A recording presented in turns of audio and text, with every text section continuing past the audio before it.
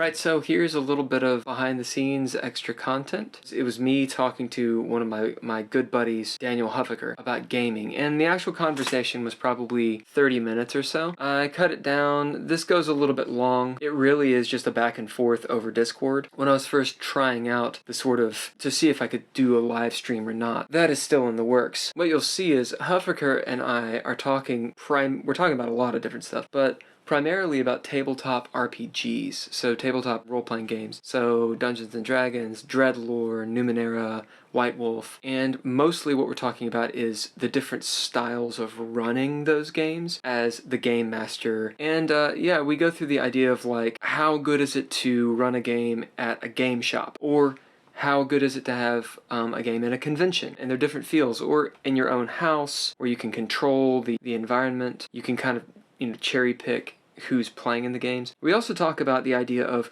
long-standing campaigns. A normal game will last anywhere from 3 to 5 or 6 hours. A campaign will last maybe anywhere from 5 sessions up to a couple years. So long-standing game would be a game that's lasting about a year or more. Things start tapering off pretty heavily after 2 years. I don't think I've ever been in one that's longer than that. Most games will last a few months and then they peter out. Or anyway, this is Huffaker and my back and forth over this topic, and I hope you dig it.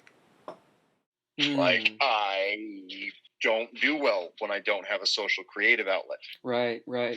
And there have been times where I have tried to go without role-playing games, and I just don't have another substitute in my life that fills the spot that filled.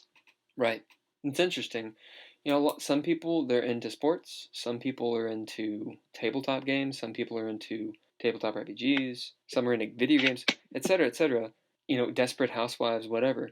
Like, we're more than just the sum of our means, right? Or some of our parts. Especially if you're a creative person. Well, and I technically this is supposed to be an adventure, or was supposed to have been an adventure league game. Mm-hmm.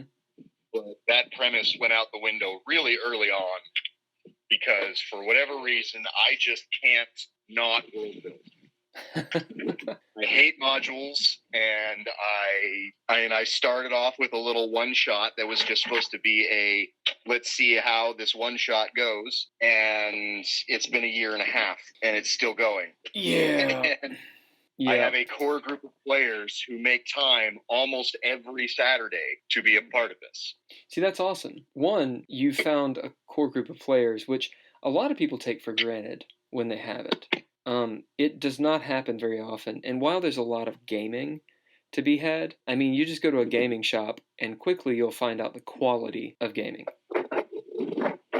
So right. It's awesome that you have that. And also, what is it called? It's not the desperation, the tragedy. What is it? The tragedy of the one-shot game. The moment the DM or the GM or the arbiter or whatever says, "Hey guys, let's just do a one-shot." It's just gonna be 2 sessions. You know what's going to happen next. It just becomes a campaign. It is a campaign. Probably an unfinished campaign. Well, we've gone through several arcs within it where like chapters of this game have definitely finished. And that's been good. Now, did you have it written like did you have your notes written out and bullet points, or did you kind of make it up as you went along? For the one shot? Well, I'm assuming the one shot you had pretty well stenciled out. So I make scenarios and I come up with 3 or 4 ways that I think would be functional ways to do the scenario. And I make sure that for my important NPCs, I know what they want, what they believe, and what they think about stuff in general. So that when you inevitably come into clash with the players doing things that you absolutely don't expect, I know generally how to make them react. Right. So there's that flexibility. Trying to accomplish this, heroes do this other weird thing. How does villain A respond within the context of this is what he wants? So there was actually one session where the party thought they were going to go kill one of my dragon NPCs because they'd been fighting him for a while. They even took his eye out at one point, and they were like, "All right." They went to these great lengths to make sure they were where he was going to be. I remember this story. They went to great lengths to make sure they were where he was going to be, and then he noticed them. They parlayed, and now they have a 3-year non-aggression contract, and the party's not allowed past a certain spot northward on the map. Man, long campaigns, it's a totally different kind of game. You know, like as in a long campaign that it's not been going for a long time. It's been played consistently for a long time. I've had a couple where you play it consistently for like 6-8 months, and then you take off 6 months just because of this and that. I hate this phrase, but life happens, as though the time you spend with your friends is not life. But anyway, that kind of campaign, yes, forgets and you get out of character. Those long campaigns like you're talking about, where it's like 2 years of consistently playing, a totally different kind of game than I think most people ever encounter. Yeah, they have standing relationships with NPCs. One has a standing romantic relationship with an NPC, and they have long-term plans. Oh, wow. It seems like a lot of responsibility. They're involved in politics. They're involved in lots of things happening. They are embroiled in many things, and it's been interesting. No. Before this game, none of these players had ever played a character that was in double digits for level. I was just about to ask, what level are they now? Now they are 14 to 17. One of them just got the ability as a sorcerer to cast Wish every day. Oh, Lord. Okay, so question, and I didn't want to get necessarily into this conversation of game systems, but since we're talking about D20, and I'll just digress and say I run D20, I play in it, I understand. But are you playing 3rd edition, 3.5, or 5th, or what? We're doing 5th edition because it started out at the game store as a Legend or Adventure League game. Okay, so that kind of like slaps me in the face with my previous comment of you go to game stores and get shitty quality gaming. It started that way. They run 2 tables at the store. Okay. And what has happened is the people who don't like my kind of storytelling don't stay at my table. And the ones who do like my storytelling have made an active effort to make sure they are there almost every week. Like, it is extremely rare that I don't have a full table of my players. And for a while, there were 8 of them at the table regularly. And then the store said, no, you're supposed to only have 6 at a time. And so they just kind of take turns. Or if there's too many of them, they go play a session. The last one to arrive plays a session with the other table. And the other table has the low-level, just wandered in, I don't want them players. Wow.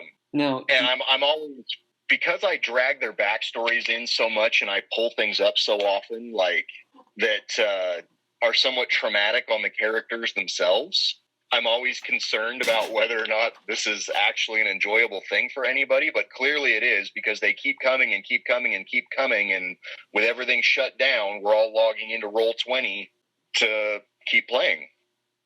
Well, that's a whole conversation as well. Like, so a very similar thing happened to me, except the long and the short of it is I did one of those murder mystery nights. Do you know what I'm talking about? Where you have like dinner and there's like a killer or something.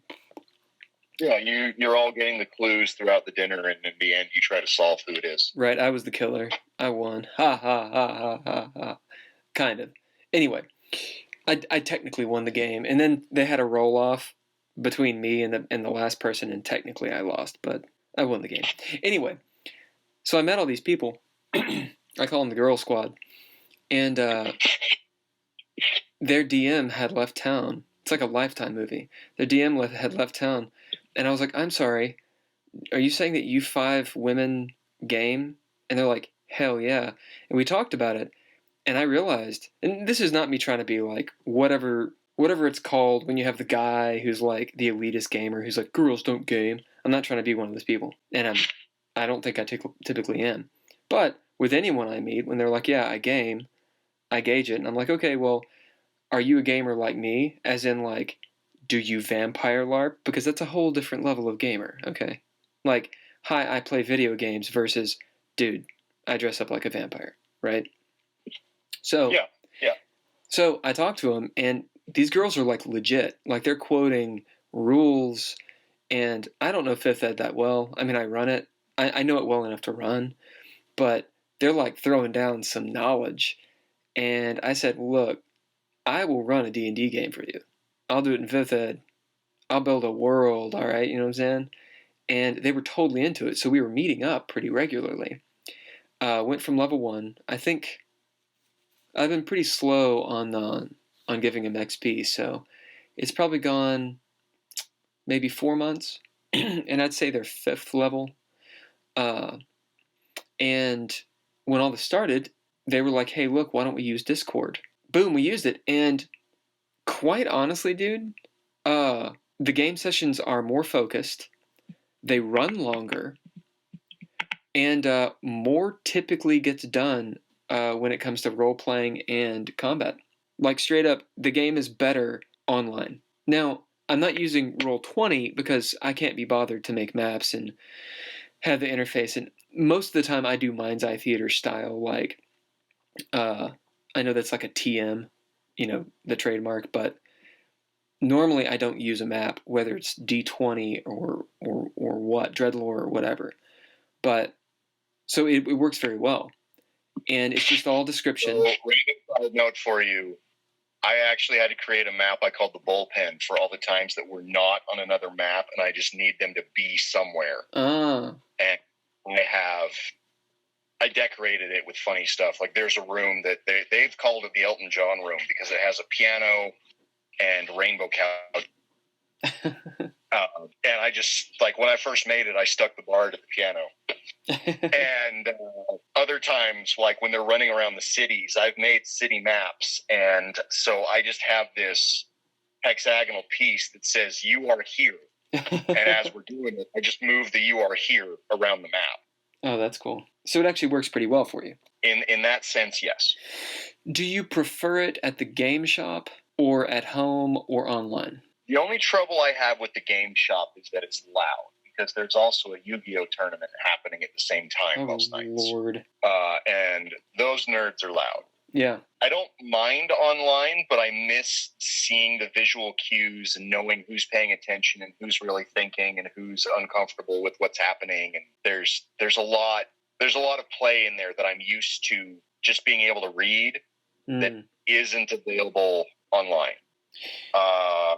What about at home? The only games I've played at home recently have been with a bunch of kids under the age of 10, and that is a headache. Like, I know my kids are going to grow up and say, oh, yeah, it was fabulous. Dad played these games with us, and I'm all in support of that, but I need Tylenol when it's done. Well, I guess what I'm saying is, when I say home, it doesn't necessarily have to be your house. Like, a game shop is not, you don't have control of the surroundings. Environment. Yeah, the environment. So there was one time where the game shop wasn't going to be open because they had like a Magic the Gathering thing or something. Yeah. And what we did is, instead of getting together on Saturday, we reserved a room at a pizza place that just has this side room for parties and stuff. Mm-hmm. And so we all had pizza and refilled beverages regularly and just spent the entire evening in the side room of the pizza shop. That's pretty cool. And the pizza store actually has a play place, so my kids were in and out of the play place, and they technically had characters on the field. That was the game session where we fought an army of Githyanki. Oh yes, the Githyanki. They Githyanki. Those are in my game presently, and so I'm running a game. This is in person, just to sort of rebound off of what you were saying. And I find it interesting because half the players are like veteran players. So they're the kind of, D&D players that You walk into a room, there's a treasure chest, they stab it, right? Right. And then you have the other half that don't know anything, like they're totally fresh off the boat style. Like, you're like, hey, you're in a dungeon, what do you do? Oh, I go check out the statue. Okay. You see there's a compartment. Cool, I put my hand in it. Right? Yeah.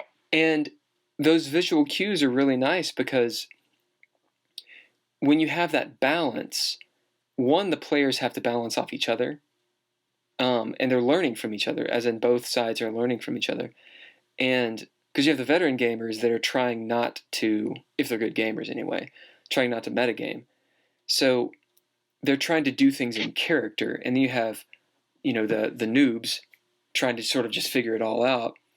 And it actually frees up the DMing because you can just kind of have a story that's very, very flexible.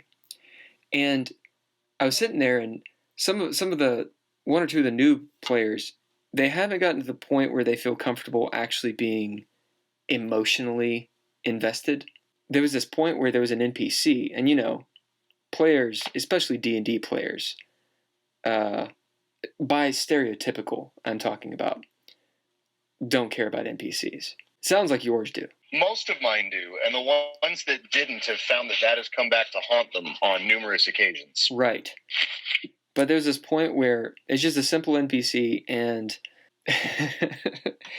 the players rolled in, and they were like, it was like a bunch of goblins or something, and they were like, kill them all, and they just rolled into this house and murdered the hell out of these goblins. And they're all supposed to be like lawful good and like clerics of light and shit, and one of the noobs was sitting there, the cleric of light, and there was one goblin left, and it was the 0 hit point thing. And so in the dying breath, the goblin looks up and is like, why? And I described it die. And I looked at her face, like I got that visual cue, and I could see it like actually struck her. Like she actually was like, oh my God, what have we done? And it was awesome. It was spectacular. Because, they were just, it was a cheap trick on my part, I guess you could say. It was just a goblin family in a hut. And they rolled in, they were like, clearly these goblins are evil as hell. And he just killed them. And the irony being, the goblins were the NPCs that if they had made friends with them, it would have been beneficial for them. Right. Anyway. Now, mine recently got arrested by giants in a city. Whoa. And they have been wise enough now that they just said, you know what, we're not going to resist. We're going to ride this out. There's a lot of trust, I think, that has to go into that. Like, the players have to trust the DM to not just be trying to screw them over. I think right. That comes a lot into player decision. I would say that's probably accurate, and we have that now, which is really cool.